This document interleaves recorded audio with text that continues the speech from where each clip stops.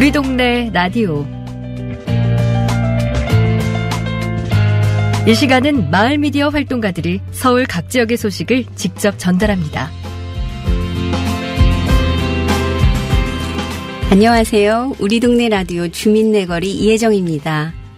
한 연구 결과에 따르면 자존감이 적은 사람일수록 주변 사람들에게 비판적이고 부정적이라고 합니다. 스스로 부정적이기 때문에 자신의 능력을 키우는 노력보다는 다른 사람을 헐뜯고 깎아내리면서 자존감을 채우려 한다는 건데요. 자존감은 누가 만들어주지 않습니다. 남을 헐뜯고 깎아내린다고 해도 생기지 않습니다.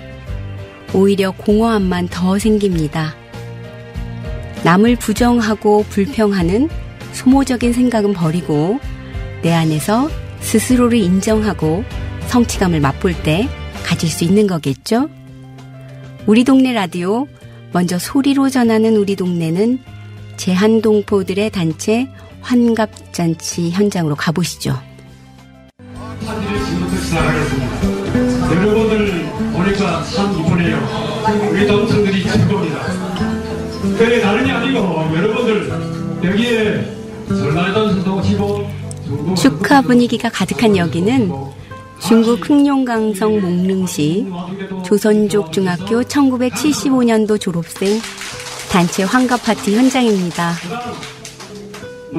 한국, 중국, 일본 등 여러 나라에서 61명의 졸업생이 모였는데요. 중국에서는 각자 치르던 환갑잔치를 동창끼리 혹은 동양끼리 모여 단체로 세는 경우가 많다네요. 오늘 처음으로 참가하신 여러분들에 대해 감사의 뜻을 다시 알면 간단하게 인사를. 환갑잔치는 동포들이 가장 많이 모여 사는 이곳 한국에서 열렸는데요. 환갑잔치뿐만 아니라 결혼잔치, 돌잔치 등 대소경사가 이제는 중국에서 한국으로 옮겨오고 있다고 합니다. 가장 경제적이기 때문이라네요. 평소 일이 아무리 힘들고 고달파도 오늘만은 이들이 주인공입니다. 고운 한복과 멋스러운 양복에 활짝 핀 웃음꽃, 제한동포들은 짬짬이 준비한 장기자랑을 마음껏 뽐내고 있습니다. 이 동상을 오래오래 어깨동무하면서 남은 인생길 걸어갑시다.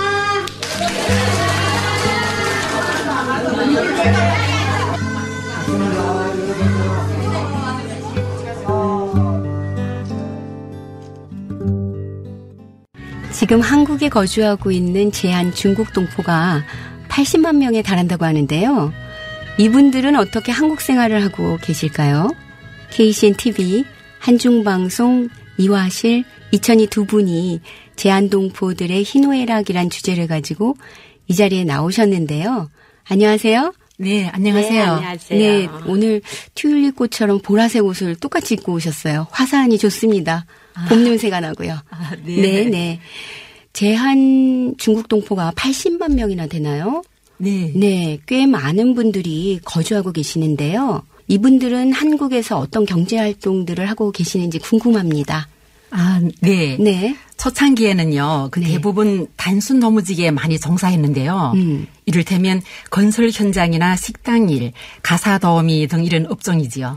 그런데 지금은 학자, 자영업자, 기업가 그 분야가 다양해졌어요. 네, 많이 다양해졌네요. 네, 특히 그 중국 동포 3세대, 다시 말하면 젊은 세대들이 입국하면서 한국에서의 경제 활동이 활발해지고 영역도 많이 넓어졌지요. 왜냐하면 3세대 동포들은 대부분이 중국에서 대학을 다녔고요. 한국에 와서도 유학이나 기술 연수를 마친 분들이니까요. 뭐 굳이 한국으로 오지 않더라도 한국어, 중국어를 잘하고 그 외에 또 영어, 일본어 등 능력을 갖추었으니까 그 중국 내에서도 자산이 될 수 있는 분들이죠. 그러네요. 네. 네. 그러니까 이분들은요, 그 정보력과 적응력이 강하고 눈높이도 그 부모 세대와 달라서 여러 직종에서 그 국가기술 자격증도 따고 쉽게 취직을 하거나 조그만 사업을 시작하면서 제한동포 3세대 중산층이 등장했다고 봐야죠. 아, 네. 네. 제한동포 젊은 세대인 제3세대 중산층이 부모 세대와는 달리 한국에서 막 적응을 잘하고 계시다니까 듣는 저도 반갑네요, 선생님. 네. 중국 동포들이 우리나라에 정착한 세월이 꽤 오래된 걸로 알고 있는데요. 얼마나 되었을까요? 네. 1992년 한중 수교를 기준으로 보더라도 올해로 27년째 들어섰는데요. 실은 수교 전인 1989년부터 중국의 조선족들이 서서히 한국으로 나오기 시작했어요. 그때는 중국에서 한국으로 나오기가 하늘이 별 따기였어요. 하늘이 별 따기. 네. 당시 적자는 동파들이 그에게 돈을 부록에게 주면서 나왔는데요. 지금은 한국 행이 많이 쉬워졌어요. 한국 정부에서 고용 허가제, 무연고 동포 방문 취업제 등을 실시하면서 예전처럼 집 팔고 또 이삿돈 맞고 사기당하고 불법 꼬리표 달고 쫓기는 일은 거의 없어졌어요. 네네네. 모두 한국 정부에서 우리 동포들에 대한 배려 덕분이죠. 네. 1990년대 중국에서 한국으로 나오기가 힘들어서 하늘의 별 따기라는 표현을 쓰셨는데요. 그럼 그때는 우리나라에서 생활하는데 어려움도 많았겠어요, 선생님? 네, 많았죠. 네네. 지난 90년대와 2000년대 초반에 나온 동포들은요, 그에게 돈을 쓰고 나온 분들이 많았어요. 네. 그러다 보니까 이제 경제적 부담이 컸지요. 그 외에 생활상에서도 동포들은 한국 분들과 같은 언어를 쓰고 있지만 한국에서는 그 외래어를 많이 쓰니까 못 알아들어서 적응하기 힘들었고요. 그리고 음식이랑 문화도 조금씩 달라서 많이 힘들었죠. 많이 힘들었겠네요. 네. 그리고 초반에 입국한 동포들은 목돈을 쥐고 유국하지 않으면 빈낙가리에 올라앉을 게 불보듯 뻔하니까 체류 기한이 지났어도 불법으로 계속 한국에 눌러 있는 사람들이 많았어요. 이분들은 떳떳하게 나서지 못하다 보니까 또 불이익을 당할 때도 있었고요. 그때는 일을 하고도 월급을 못 받는 일이 비일비재했어요. 안타깝네요. 네. 그리고 동포들은 지금도 한국 분들과 같은 일을 하고도 같은 대우를 받지 못하는 사례가 있는데요. 그 대표적인 사례가 가사도우미예요. 예를 들면 가사도우미를 구할 때 한국 분들에게는 250만 원을 준다면 동포들에게는 200만 원에서 220, 230만 원을 주고 있어요. 급여 차이가 20만 원에서 50만 원까지 차이가 있어요. 그렇다면은 경제적 부담을 안고 한국에 왔는데 같은 일을 하고도 급여에서조차도 차별을 둔다는 말씀이시죠? 네. 네. 이천희 선생님 어떻게 생각하세요? 네, 지금 보면요. 현장 막노동이나 입주 도우미, 간병인 등 업종에 종사하는 우리 동포들이 대부분인데요. 가사 도우미는 아직까지 노동자라 인정받지 못하고 있어요. 때문에 최저임금이거나 4대 보험 적응도 못 받고 연차나 휴가, 퇴직금도 없어요. 네, 말씀을 들어보니까 그동안 많은 고생을 하셨겠네요. 동포들의 생활은 어떤가요? 아무래도 가족과 헤어져 이곳에 오면 가정적으로도 애로사항이 많을 것 같은데요. 네. 지난 90년대만 해도요. 제한중국 동포들은 부부가 갈라지어 있는 이산가족 외톨이 신세가 많았어요. 그러는 바람에 가정은 별거 부부살이를 하면서 돈도 많이 흘려버렸고 또 가정 해체란 아픔도 많이 겪었죠. 근데 지금은 한국 입국자가 많이 늘어나면서 제한동포 사회는 점차 부부 동반 가정 사회를 이뤄가고 있어요. 그리고 딸, 며느리가 한국에서 애를 낳고 부모까지 모셔다가 함께 지내는 2, 3세대 가구도 적지 않게 나타나고 있는데요. 온 가족이 다 한국에 있으니 예전처럼 왔다 갔다 하며 헛돈을 쓸 일도 없고 또 부부 가정이 많아지면서 서울 생활이 이젠 동네 마을살이처럼 돌아가고 있다고 보면 될 것 같아요. 네, 참 다행이네요. 그리고 오늘 소리로 전하는 우리 동네에서 제한동포 단체 환갑 파티 현장 소리를 들려주셨어요. 그렇죠, 선생님. 같이 들었죠, 저희가. 네네. 요즘 환갑잔치도 이곳 한국에서 많이 한다는데 이것도 변화의 하나겠죠, 그러면? 네. 옛날 중국에서 치렀던 이 환갑, 결혼, 돌잔치, 또 생신 초대연이 지금은 모두 서울에서 진행되고 있는데요. 네네. 하객이 보통 100명에서 많을 때는 300명도 넘어요. 와, 많이 오네요. 저만 보더라도 네. 저희 두 아들이 결혼잔치랑 또 손자 돌잔치, 그리고 남편이 환갑잔치, 저희 동창생 단체 환갑잔치도 모두 서울에서 치렀어요. 아니, 환갑이 지나신 거예요, 그러면? 예. 네. 그렇죠. 네.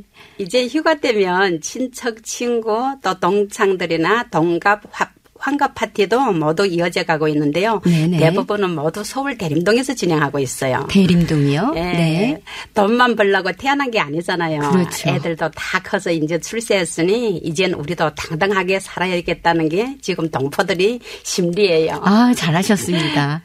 동포 사회의 범위도 넓어졌고 또 가족들이 모여서 세대도 이어가는 활기찬 모습인데요. 이렇게 좋은 변화를 얻게 된 이유가 있을 것 같아요, 선생님. 네. 한국의 깨끗한 환경과 또 사람을 우선으로 하는 사회 시스템, 이 복지 정책이 등이 좋은데요. 그래도 제일 마음에 드는 건 일자리라고 봐요. 일자리요, 선생님? 네. 네. 자기만 부지런하면 아무 때건 일당도 할 수 있고 또 자기 적성에 맞게 일을 선택할 수도 있고요. 저 같은 경우에는 처음에는 가사 도우미를 11년을 하다가 지금은 그동안 모아뒀던 자금으로 양주에서 숙박업을 경영하고 있는데요. 예, 전 같으면 꿈도 못 꾸던 일이죠. 네네. 그리고 어딜 가나 말이 통하니 한국은 참 편하게 돈 벌면서 살기 좋은 나라인 것 같아요. 네. 네. 그 전에 사람들은요. 네네. 돈은 한국에서 벌고 중국 가서 쓰라고 했는데요. 네네. 그런 말 많았죠. 아니에요. 네. 중국의 그 집값, 교육비, 의료비, 인건비도 몇 배나 오르고요. 그 시장 물가도 엄청 올랐거든요. 네. 그러니까 그 생업의 한창인 동포들은요. 중국에 들어가면 일 못하고 소비만 해야 하고 또 이제 고향에 많은 사람들이 한국에 나와 정착하고 있으니까 돌아간다 해도 그 옛날에 즐거움이 없는 거죠. 네네. 네. 그러니까 동포들은 오히려 한국에서 고향 사람들이 향후회나 동창동문회 혹은 뭐 한민족연합회, 대한동포연합회 등등 많은 동포들이 그 민간 단체를 꾸려서 네네. 한중문화예술제, 뭐 한중민요노래자랑 등등 많은 활동과 행사로 그 대한동포들이 생활을 다채롭게 꾸려가고요. 네. 거기서 또 이제 활력소도 부여하고 있지요. 네네. 네. 그리고 한국에는요, 그 가는 곳마다 그 친환경적인 문화 명소가 돋보이고요. 그 국민적인 도덕성과 문화 소질, 또 그 공공 서비스 수준이 높다 보니까 한국에 정착하는 동포들이 많아지고 있는 거라고 봐요. 아, 네. 듣다 보니까 80만 제한동포들의 희노애락을 짧은 몇 마디로 어떻게 다 설명할 수가 있을까요? 더불어 함께하는 동네 마을살이가 되기를 바라봅니다. 한중방송 이화실, 이천희 두 분과 함께 중국 동포들의 한국에서의 삶에 대해 들어봤습니다. 오늘 말씀 고맙습니다. 감사합니다. 네, 안녕히 가세요. 감사합니다. 네. 코리안 드림을 쫓아 우리나라로 건너온 중국 동포들. 잠깐 머물다 돌아가는 것이 아니라 더 많은 분들이 이곳에서 뿌리를 내리며 정착하고 있습니다. 뿌리가 튼실하고 나무가 잘 자라기 위해선 자양분이 필요하죠. 중국 동포들이 이곳에서 뿌리 내리고 정착할 수 있도록 우리도 노력해야 할 점이 있지 않을까 싶네요. 우리 동네 라디오 오늘 순서 이만 마치겠습니다. 지금까지 주민내거리 이혜정이었습니다.